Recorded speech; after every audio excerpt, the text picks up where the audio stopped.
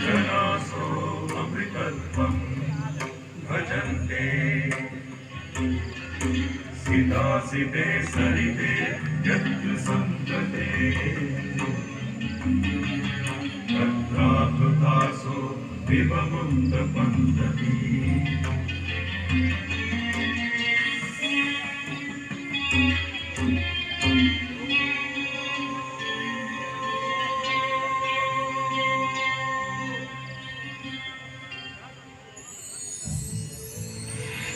जो मनुष्य श्वेत श्याम नदियों के संगम पर स्नान करते हैं उन्हें स्वर्ग की प्राप्ति होती है, और जो धैर्यवान मनुष्य इसके किनारे अपनी देह त्यागते हैं उन्हें सीधे मोक्ष की प्राप्ति होती है। ब्रह्म पुराण में ब्रह्मा जी भी कहते हैं, चूंकि यहाँ सरस्वती जी अदृश्य रूप में आकर गंगा जी से मिलती है, इसलिए इस क्षेत्र को सरस्वती तीर्थ संगम कहा गया है। पुराण में भी एक प्रसंग मिलता है कि एक बार जब देवर्षि नारद ने ब्रह्मा जी के पुत्र सनक जी से पूछा कि सर्वोत्तम तीर्थ कौन सा है, तब उन्होंने बताया कि समुद्र कई यज्ञ संपन्न किए थे, इसलिए प्रयागराज को तीर्थों का राजा भी कहा जाता है। तो ऐसे पावन तीर्थ पर बसा है हमारा प्रयागराज। ये उन 4 शहरों में से भी एक है जहां विश्व प्रसिद्ध कुंभ मेले का आयोजन होता है। चलिए आज मैं आपको इसी से जुड़ी एक पौराणिक कथा सुनाता हूं। अमृत कलश प्रकट हुआ तब देवताओं और असुरों में उसे पाने के लिए भयंकर युद्ध हुआ। ये देखकर गरुड़राज सुरक्षा के विचार से इस अमृत कुंभ को लेकर क्षीर सागर की कुंभ का पर्व मनाया जाता है। लाखों श्रद्धालु साधु संतों के सैकड़ों अखाड़े गंगा जी में स्नान करने आते हैं, संगम किनारे सत्संग करते हैं, धूम दबाते हैं।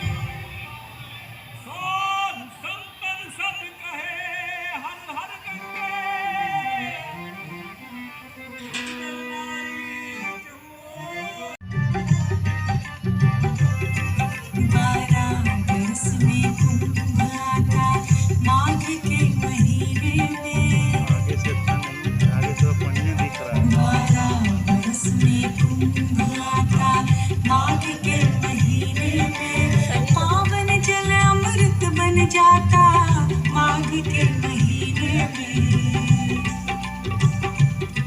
12 बरस में कुंभ आता।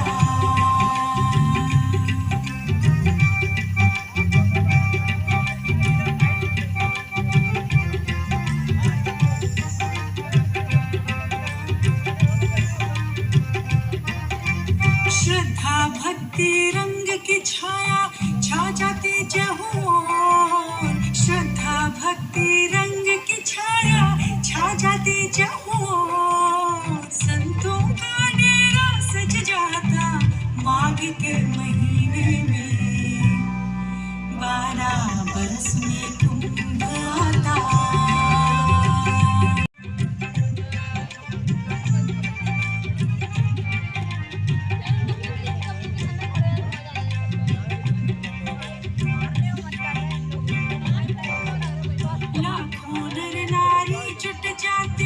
आंखों में एक प्यास लिए, आंखों में आंखों में आंखों में आंखों में आंखों में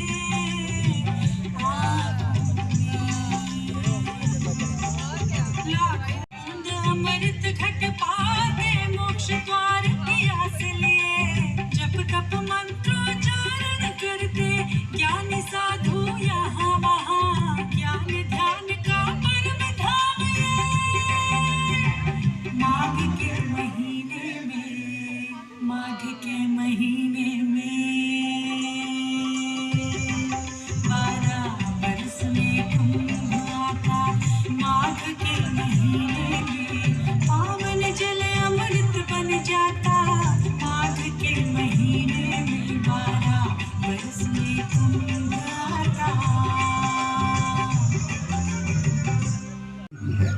कि जब भगवान श्री राम ने वनवास के लिए प्रस्थान किया, तपस्वी व ज्ञानी महर्षि थे। रामचरितमानस में गोस्वामी तुलसीदास जी ने लिखा है कि भारद्वाज मुनि बसहि प्रयागा, अर्थात भारद्वाज मुनि का निवास स्थान प्रयागराज है। ऐसा माना जाता है कि भगवान श्री राम ने वन जाते समय यहां रात्रि निवास किया था। भारद्वाज ऋषि ने भगवान राम को विदा करते समय बताया था कि आगे जाने पर आपको एक बरगद का पेड़ मिलेगा जिसे शाम वट कहते हैं। इसके नीचे बहुत से सिद्ध पुरुष निवास करते हैं। ये शाम वट ही आज का अक्षय वट है। इस अक्षय वट के महत्व का वर्णन पुराणों में स्पष्ट रूप से किया गया है।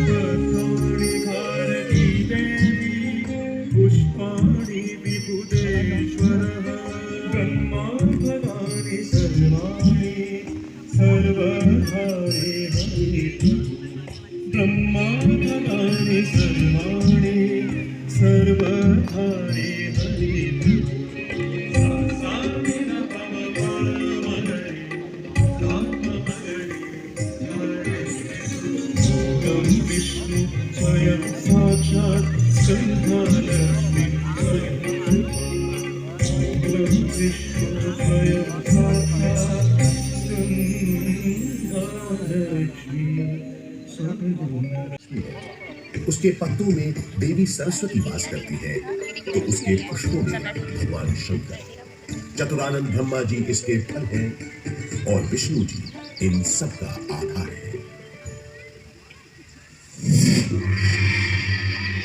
गौतम बुद्ध के काल में भी प्रयाग का बड़ा महत्व था। इसका एक बड़ा साक्ष्य है यहाँ उपस्थित अशोक की डाक।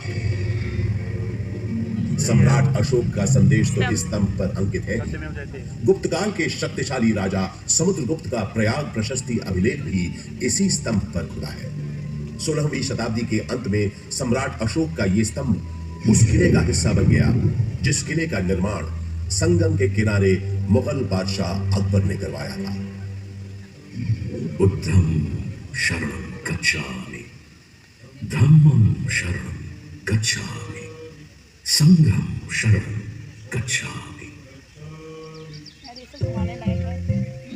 हजारों वर्ष पुराने इस प्रयाग नामक नगर के आध्यात्मिक और धार्मिक महत्व से बादशाह अकबर इतने प्रभावित हुए कि उन्होंने यहाँ एक नया शहर ही बसा दिया और उसका नाम रखा इलाहाबाद, जो वक्त के साथ साथ बन गया इलाहाबाद। अपनी भौगोलिक स्थिति, सुंदर आबोहवा और राजनीतिक महत्व की वजह से इलाहाबाद ब्रिटिश हुक्मरानों को भी बेहद पसंद आया और कुछ ही समय में ये शहर ब्रितानी हुकूमत का एक महत्वपूर्ण केंद्र बन गया।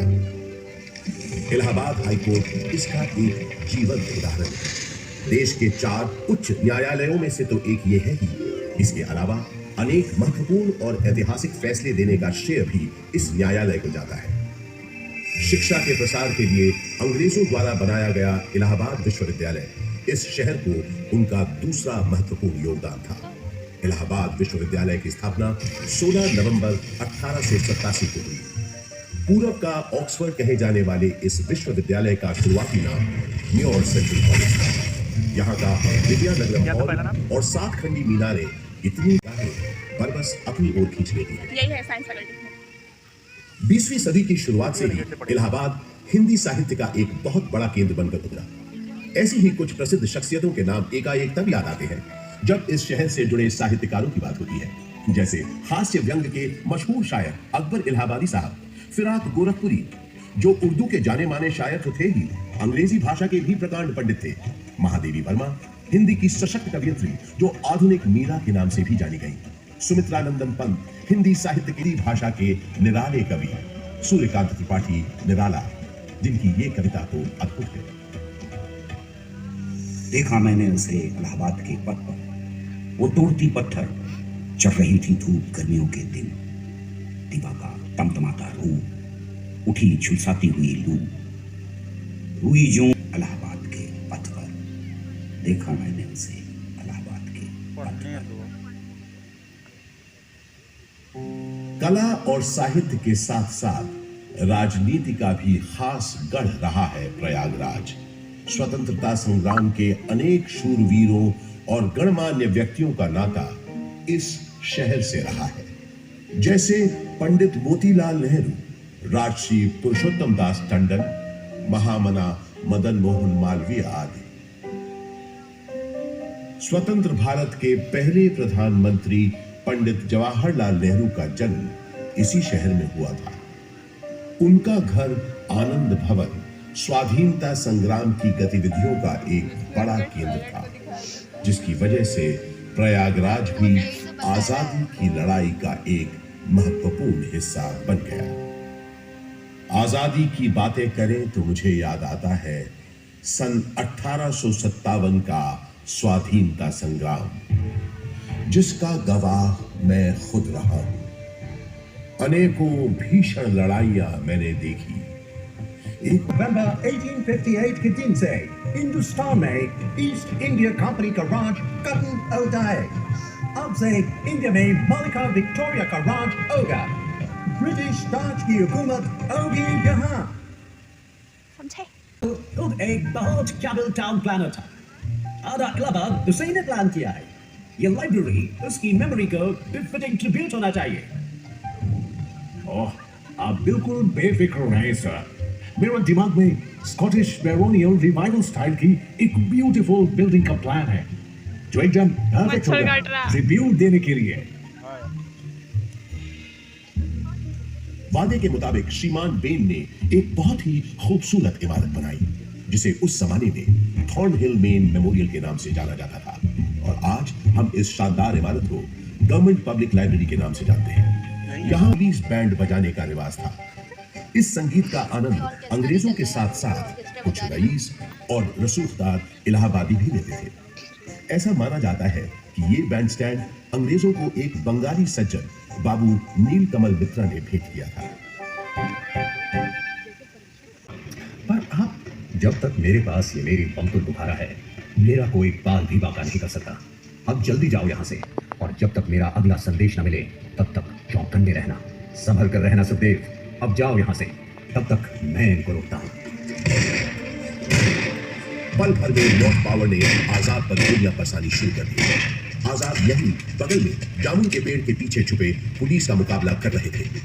जख्मी होने के बावजूद उस दिन उनकी गोलियों से नॉर्थ पावर और डीएसपी सिंह दोनों घायल हुए। आजाद के पास गिनती की गोलियां थी, जबकि पुलिस के पास न गोलियों की कमी थी न बंदूकों की। फिर भी आजाद उनसे अपने पास बची आखिरी गोली तक लोहा लेते रहे। आजाद ने प्रण लिया था कि वो हमेशा आजाद रहेंगे। उन्होंने अपना प्रण निभाया और वो हमेशा आजाद ही रहे। उन्होंने अपने पास बची आखिरी गोली से अपने प्राण न्योछावर कर अपनी प्यारी मातृभूमि के लिए आत्म बलिदान दे दिया। स्वतंत्र भारत का सपना अपने दिल में लिए वो शहीद तो हो गए, लेकिन हिम्मत और बहादुरी की मिसाल चंद्रशेखर आजाद हमारे दिलों में हमेशा के लिए अमर हो गए। आज हमारा भारत देश एक स्वतंत्र देश है, तो उसका श्रेय शहीद आजम चंद्रशेखर आजाद जैसे लोगों के उत्सर्ग को, उनकी शहादत हो जाता है, जिन्होंने अपनी जान से भी ज्यादा प्यारी मातृभूमि के लिए हंसते हंसते अपने प्राणों की आहुति दे दी। आजाद अक्सर कहा करते थे, अंग्रेजों की गोलियों का हम सामना करेंगे। हम आजाद थे, आजाद हैं, आजाद ही रहेंगे।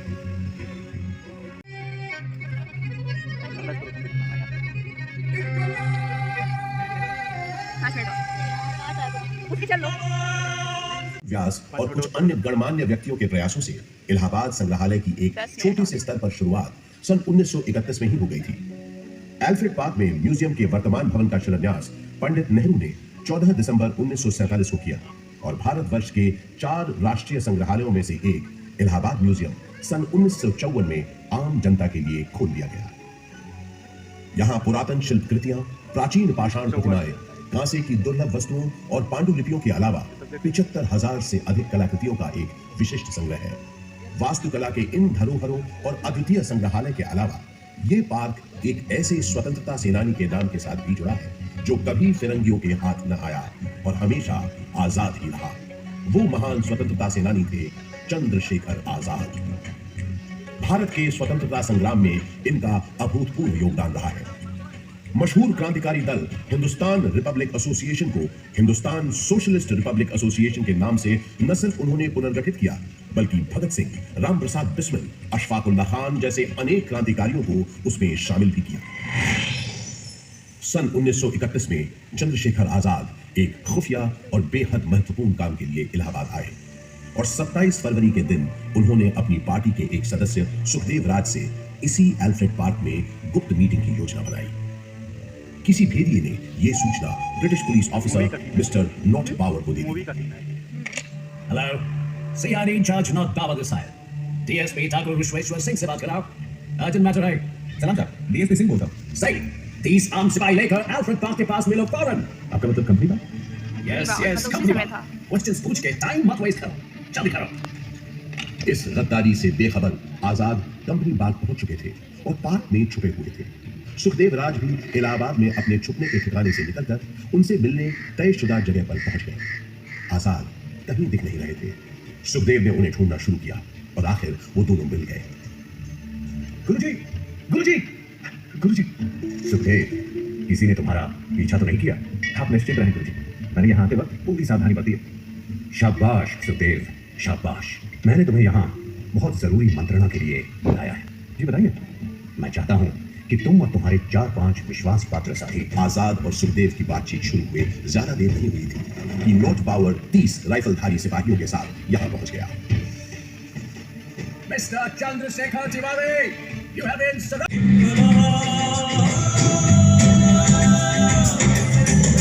सरफरोशी की तमन्ना अब हमारे दिल में है, देखना है जोर कितना बाजुए कातिल में है। सरफरोशी की तमन्ना अब हमारे दिल में है, देखना है जोर कितना